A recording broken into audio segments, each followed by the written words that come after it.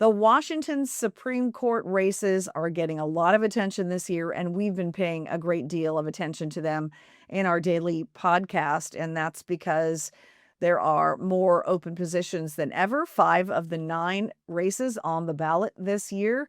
And of course, we have the potential income tax challenge out there that will likely eventually make its way to the state's high court. Now, Justice Colleen Medley was appointed earlier this year by Governor Bob Ferguson. So she is one of the new justices on court this year. Justice Theo Angelis is the other one.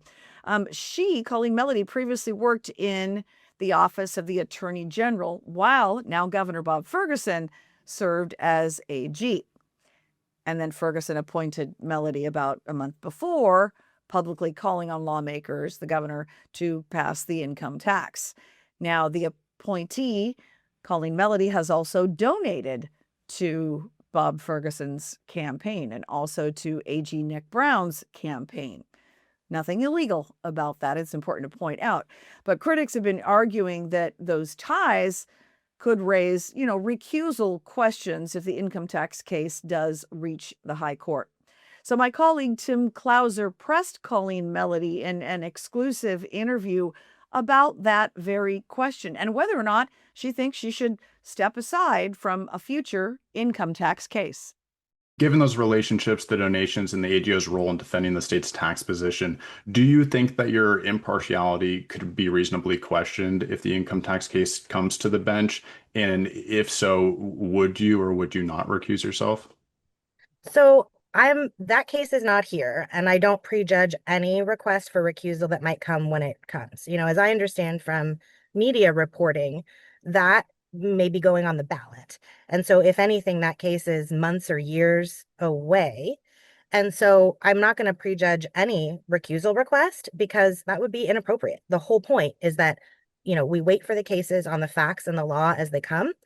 And I imagine, although I don't know, but I imagine that, one of my opponents who is a experienced tax lawyer would say the same thing, right?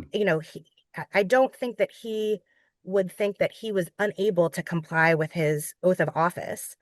And on the tax, I'm not sure how it cuts for me. Retired Justice Phil Talmadge, who is one of the lawyers working on that case, as I understand it, has endorsed me.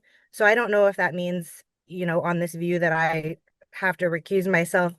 This argument just doesn't have a beginning or an end to it, really, in a society where First Amendment rights allow people to endorse candidates, to oppose candidates, right? It's not clear to me where this begins or ends.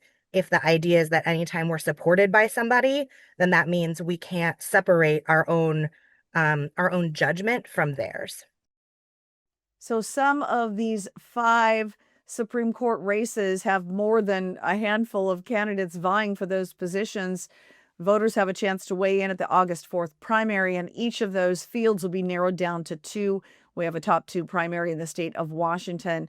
Of course, those Supreme Court races are considered nonpartisan, though you can sort of tell where political leanings are for those candidates by just looking at public disclosure campaign donations for them. But again, after the August 4th primary, we'll have those fields narrowed down to the top 2 vote getters for each of those positions. They will then advance on to the November general election ballot.